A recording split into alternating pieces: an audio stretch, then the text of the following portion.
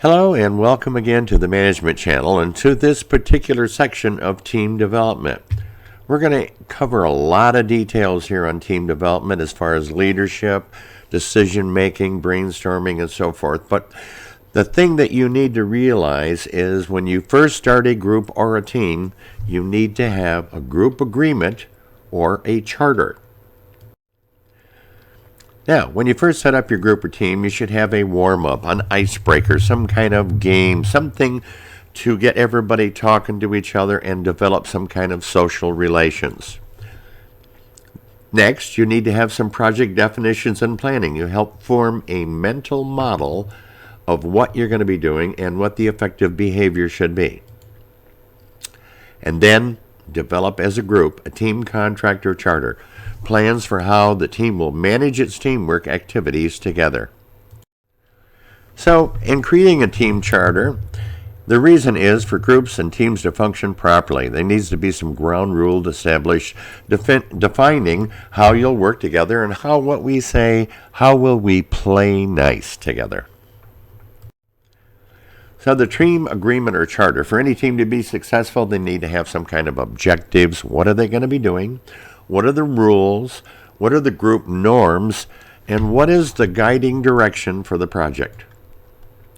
You create these attributes by creating either a team agreement or a team charter. For a proper team charter, you need to have clear goals and a sense of direction, identification of what the talent is within the team, or any specialized skills that were needed, clear roles and responsibilities. Who does what and who's responsible for what? You need to have some agreed upon procedures, some constructive, positive interpersonal relations, and active reinforcement of team-oriented behavior, the norms, and of course the team agreement.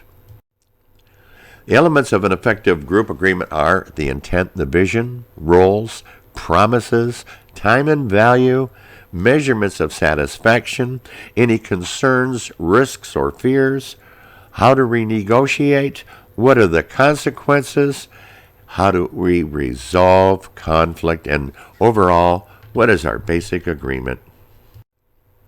So the intent and vision is first. It focuses on what you want to happen.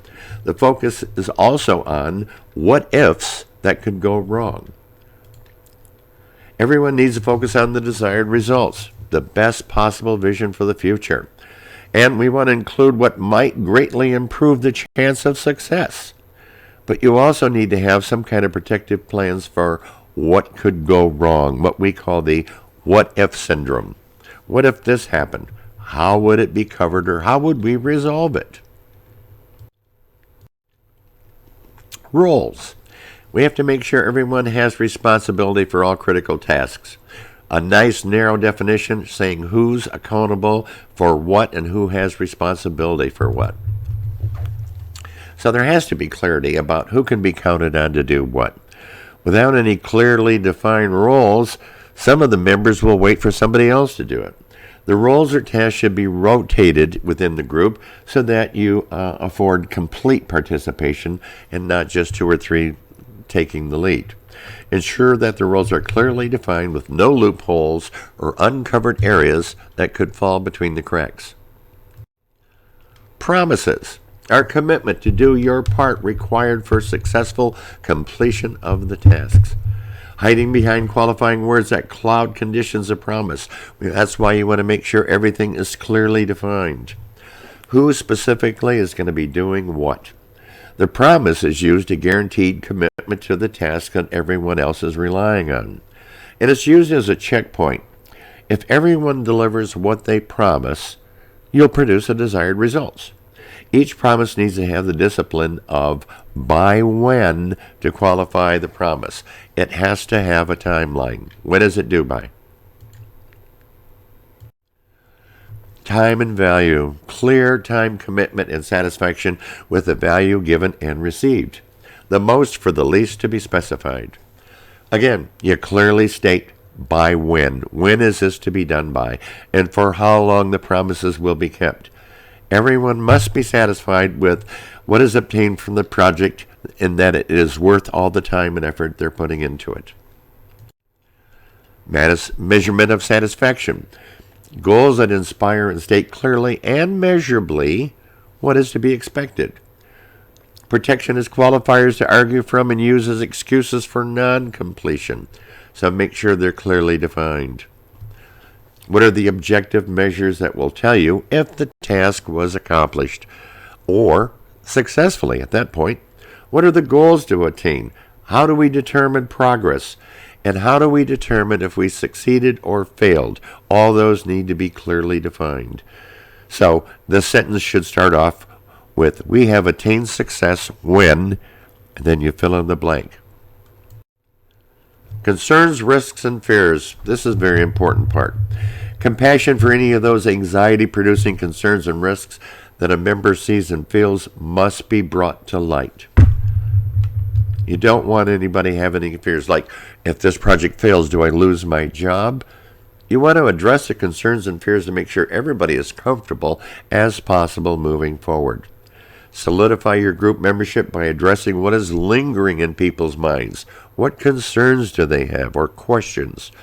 Identify any key risks, how to overcome them and succeed. And identify any of the fears that members might have about failure or how to resolve. Renegotiation. How can we make this work as any anticipated changes might take place? And how can some of these changes be used to our advantage? A commitment to renegotiation requires ongoing learning and for all in the team to remain in the mindset of solving a mutual problem to get the desired results when things happen that you don't expect, I guess is the best way to say it. Consider how those unexpected changes could be used maybe to your advantage, such as learning from mistakes. Consequences. Whether we like it or not, there always has to be consequences, and it reminds everyone of the significance of their promise and what failure means. So, what would be a good resulting punishment?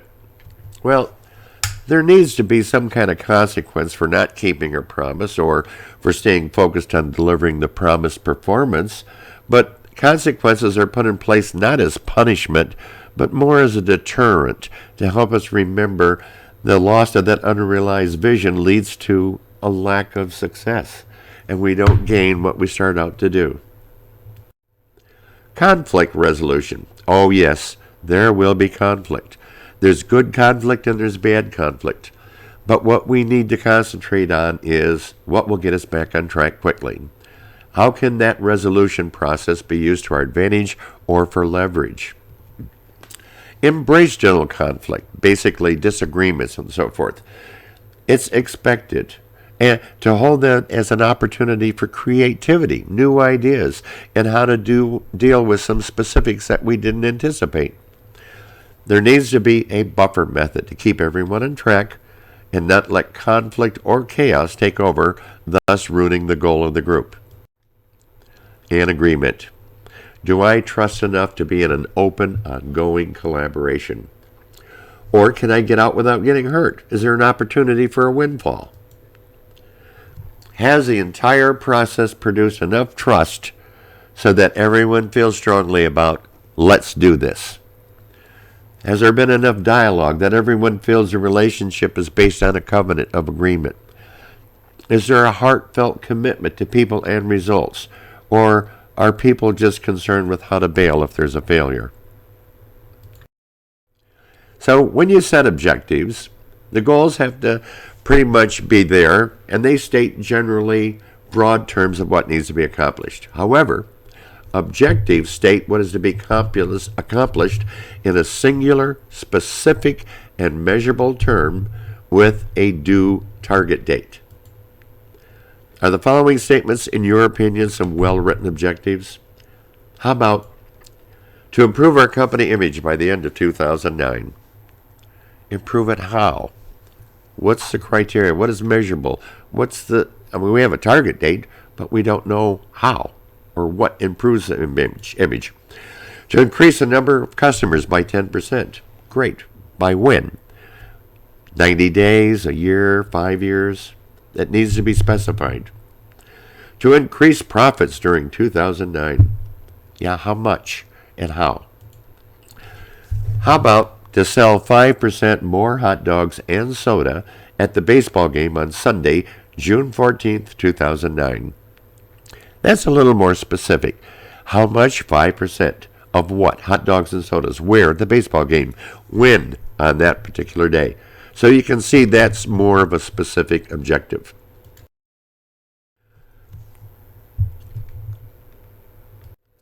The functions of Team Gold is manyfold. They serve as a standard that can be used to evaluate performance, maybe to motivate team members, guide the team towards certain activities. So I'm going to let you read through this for a moment. If you need to see it further, please feel free to pause.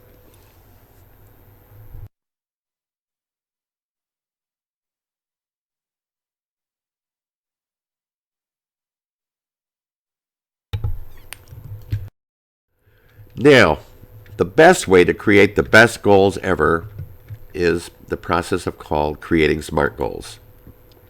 Creating a SMART goal means you have to have a well-written objective with singular, specific items that are clearly stated, items that can be numerically measured, items that can be realistically attained. Don't shoot for something that nobody can do. Items that are relevant to the growth of your business, and they have a set target date. Has to be done by such and such time. That is a SMART goal. I'd like you to watch this video on how to create a SMART goal, but if this video does not work, it's also going to be in the playlist here so that you can see it. Hi, my name is Erica Olson. Today's whiteboard session is on goals, goal setting. So what is a goal? Specifically, it is a 1 to 3 year action statement. Okay, so let's address the biggest problem that we have with goals, objectives, cornerstones, priorities, whatever the heck you want to call them. We have a problem with semantics, and we want to cut the semantics out, of course, when we're talking about goal setting. So, right now, call it whatever you want to. We're using the definition in the word goal. What we're really talking about is how do you develop an effective 1 to 3 year action statement. The big thing that you need to do is make sure that you're actually starting it with a verb, such as increasing. Okay? A good goal actually says what dial are we trying to move, right? Increasing, decreasing, reducing. Maintaining is okay if you actually just want to articulate that you're trying to do something, but you're not necessarily trying to change it. But most of the time in strategy development, we're trying to change something. We're trying to see a movement. So again, what movement are we trying to see?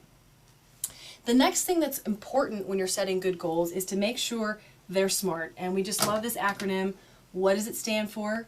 The S stands for specific, M, measurable. We'll look at that in a moment. Actionable. So what the heck does actionable mean? That means when you read it in a year from now, you remember what you wrote and you can do something about it. Trust me, I've seen a lot of plans and we often forget what we intended when we wrote the statement. Responsible person. So this is who is doing it. And then the T is for time bound. When is it going to get done? Let's look at some examples. Let's look at this example specifically. Okay, so we have this goal here, increase customer satisfaction. So increase, there's my handy dandy little verb. We want to increase customer satisfaction by, here's our measurable, 10% by when? I said 12/31. Okay, so there's my time bound. And if I were doing this for an organization, I would put someone's name next to it, such as Tom. An important thing when you're setting goals is to understand how people are going to help you get this goal accomplished and breaking the goal down to make sure that everybody has a piece of it who needs to and has a piece they can actually accomplish. So let's look at this. We have this pretty lofty statement, increase customer satisfaction.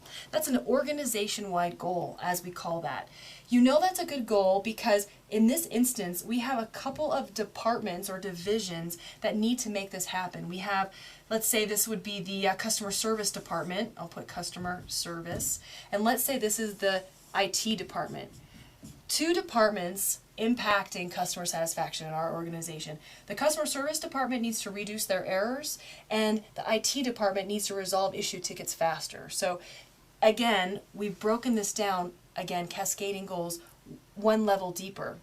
Now, within the customer service department, there maybe are a couple of people within the department that help us reduce errors. Maybe it's a process, or it's a system, or it's a form that we need to fill out more effectively. Same thing in IT, couple of people that need to help resolve issue tickets a little bit faster. So what have we done? We've taken this big lofty goal, increase customer satisfaction. We can't accomplish that.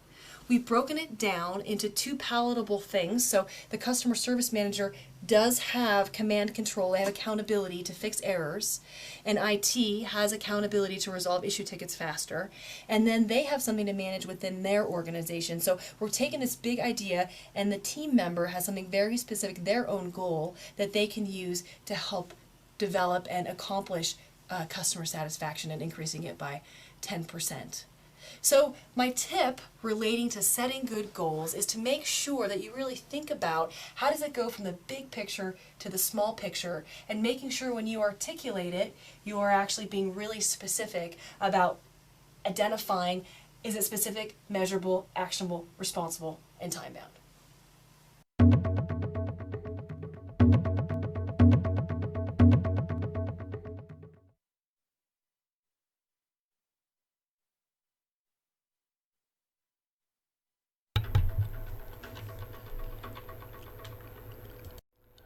So in conclusion, I'm attaching a sample copy of a team agreement that was written by Microsoft, a Microsoft team, and that'll be here for your review. I will page through this slowly. If you need to take time to read it further, please feel free to pause.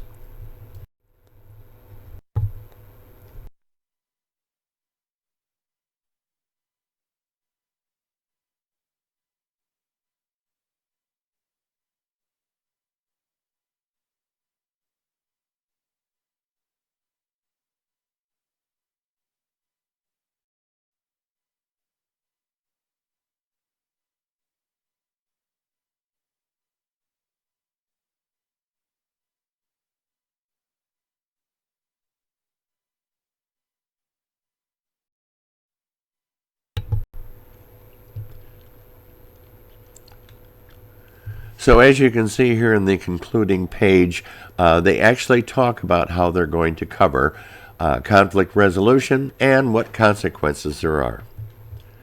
So I hope you've enjoyed reading through this. And again, you can Google search some sample team agreements for better clarification. So I hope you'll make sure to see the section on team leadership coming up, team decision making, and much more. Thank you and have a wonderful day.